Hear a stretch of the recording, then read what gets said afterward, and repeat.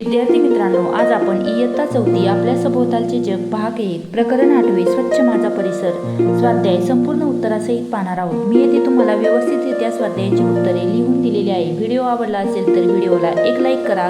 तुम्ही जर आपल्या चॅनलवरती नवीन असाल तर आपल्या चॅनलला सबस्क्राईब करायला विसरू नका, जेणेकरून असेच नवनवीन स्वाध्यायाचे व्हिडिओ सर्वात प्रथम तुम्हालाही पाहायला मिळतील।